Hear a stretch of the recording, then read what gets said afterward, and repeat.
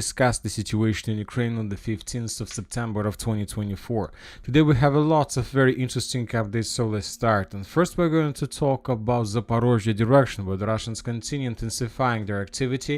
We continue receiving additional updates from the territory between the village of Rabotina and Novodanilovka. During the previous 24 hours, we got another additional batch of videos of how the Russians were bombing and attacking the Ukrainian forces in this area. You know that we got used that the main clashes and the main activities in Ukraine are taking place in the Kursk direction and the Pokrovsk directions. Sometimes we have some activity in the Sivers direction, we have activity in the Ugledar direction, but we have almost forgot about such directions like Dnipro, like Zaporozhye, like maybe southern Kupiansk or something like this, and Chasiv Yar, and the most important, the Chasiv Yar direction, where the Russians were stopped, let's say at the 50% of the operation. And these days we start receiving additional updates exactly from these almost forgotten directions about additional Russian activity. For example, in the city of Stepnogorsk, the Russians attacked the Ukrainian positions. They destroyed the Ukrainian communication equipment. I know that this is not the only video from this area. We have already discussed that since the beginning of August, the Russians were over-focused in this territory, almost bombing and attacking every single square kilometer in this territory. This picture shows us that most likely either the Ukrainians have concentrated here a significant number of forces and the Ukrainians are planning to begin the full-scale offensive operations towards the city of Energodar with the purpose to establish control over Zaporozhye nuclear power plant, or the Russians are planning to begin the full-scale offensives towards the city of Zaporozhye. And right before we start making the video, we got very interesting report that the Russians, more precisely the Russian sabotage and reconnaissance group, managed to improve their positions along the line of combat contact in the vicinity of the village by the name of Kamyanska. We will discuss this, let's say, episode during the next video.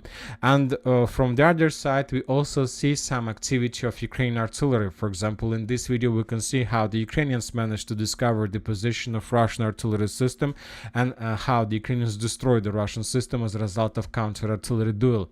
So we will focus in this area. Most likely something big is going to happen during the next few weeks. Now let's move to the South Donetsk direction, where the Russians continue their offensive operation.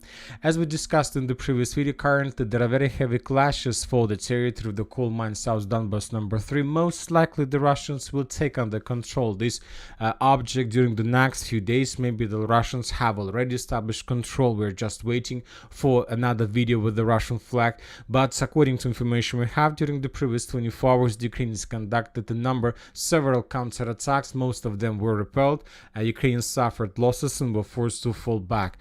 Furthermore, starting of the 15th of September, we start receiving first updates of how the Russians were bombing and attacking the village of Bogayavlenka.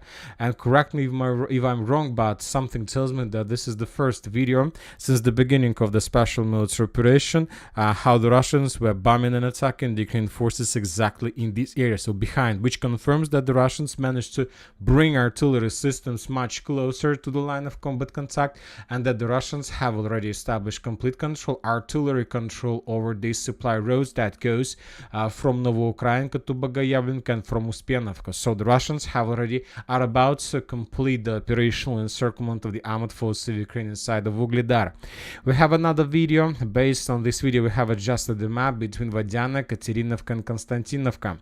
In this video, we can see how the Russians were evacuating abandoned and damaged vehicle that the Russians were using during the previous attacks in this direction.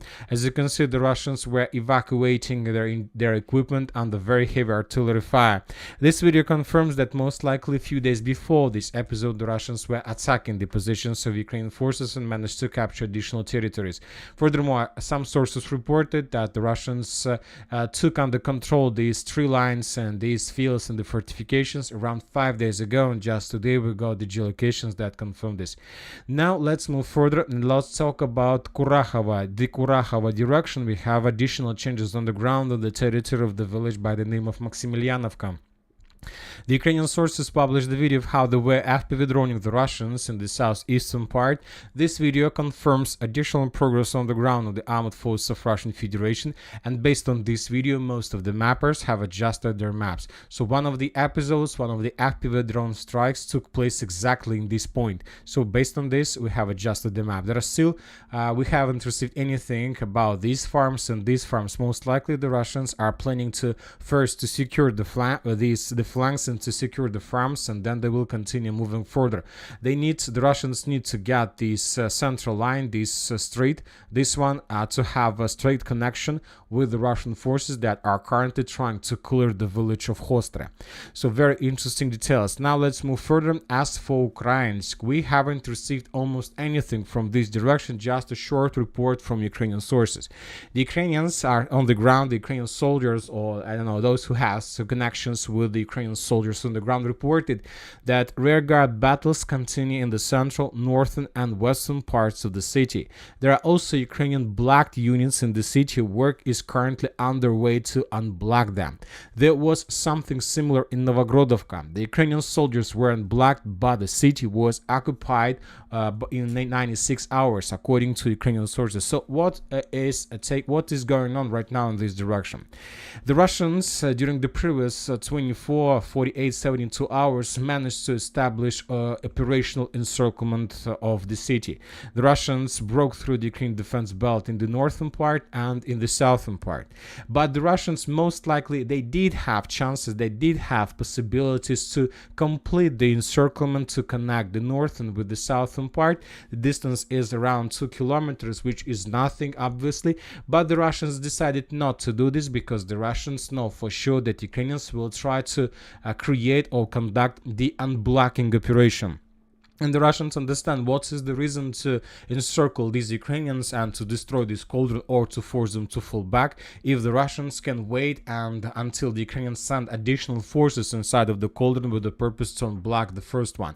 So that's why the Russians think that they can deal much damage to Ukrainians, much more damage to Ukrainian forces, and to destroy more units and more soldiers of the armed forces of Ukraine during this unblocking operation. Meanwhile, while the Ukrainians are trying to create the plan, the Russians improve their flanks according to different mappers, because they understand to unblock the Ukrainians in Ukrainsk, the Ukrainians will attack the Russian flanks in the northern part and in the southern part. And both flanks, the positions on both flanks were improved by the Russians, and the Russians are ready for final battle for the Ukrainsk, where most likely the Ukrainians will suffer significant losses during this unblocking operation. So let's wait. Obviously, we can start counting maybe not even days, but already hours before the Russians raise the flag on the landfill of the coal mine of Ukrainsk. Now let's move further. As for the line between Mikhailovka and Novogrodovka, we haven't received anything special, just the regular videos, regular FPV drone attacks. In this video, we can see another video how the Ukrainians were trying to send additional reinforcements or additional sabotage or reconnaissance group towards the city of Novogrodovka, but the Ukrainians were discovered and destroyed as a result of FPV drone attack. As for the Pokrovsk itself, the city of Pokrovsk itself, we continue receiving different videos from different angles of how the consequences of Russian aviation and rocket strikes on the main support artery that goes from the north to the south and from the west to the east. This is the consequences of Russian attacks. The bridge was completely destroyed. The railways were blocked, and the Ukrainians lost their possibilities, some possibilities for logistic, for rotation, and many other different things. The situation is very difficult for the Ukrainians. Now they need to stretch their forces between the city of Pokrovsk and Kurakhova. Now let's move further, and we are going to talk about Chasiv Yar, where the Russians are about to finish the preparation before further offensive operation in direction of Chasiv Yar and to begin the Chasiv Yar pincer operation. As for the southern flank, according to different mappers, during the previous 24 hours, the Russians managed to improve their positions between Ivanovsk, Seversky Donetsk, Donbas Canal, and the village of Klishchevka. This information was confirmed by different mappers, including Reliable.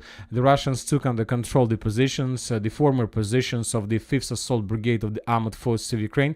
Most likely, the brigade was forced to fall back on the Ukrainian side of the canal, and currently the Russians are focused to take under control the last island on this side, and after this, the southern flank, the southern pincer, will be prepared before further movements in the western direction with the purpose to cut Chasiv Yar from supply and support along N32 road.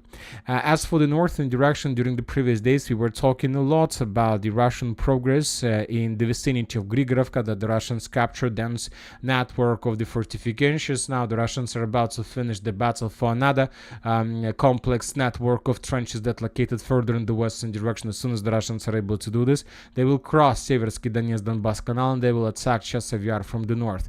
Furthermore, don't forget that the Russians are increasing almost every day and intensifying their pressure from the east to the west along the central street. This is going to be a very interesting battle. While the Ukrainians are focused on the protection of Pokrovsk, while the Ukrainians are focused on saving their positions on the territory of Kursk region, while the Ukrainians are trying to slow the Russians down in the South Donetsk direction, while the Ukrainians are focused on the battle for Toretsk, the Russians are about to finish two more battles, the footholds of two more battles. We are talking about Zaporozhye, that we've been discussing this 5 minutes ago, and the battle for Chasiv Yar.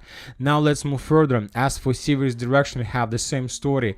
The Russians are bombing and attacking the Ukrainian forces along the main lines between the village of Saka and Vanseti, Pirezhny, and further in the northern directions to Siversk. The Russians have already destroyed and bombed almost every single square kilometer.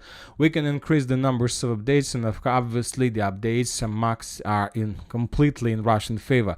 Since the beginning of August, almost every single square millimeter of this territory was attacked and bombed by the Russians, including the city of Verkhnya Kamyanska. This is the most important, painful, the biggest painful of the Russians. They still haven't found a solution how to walk through the city.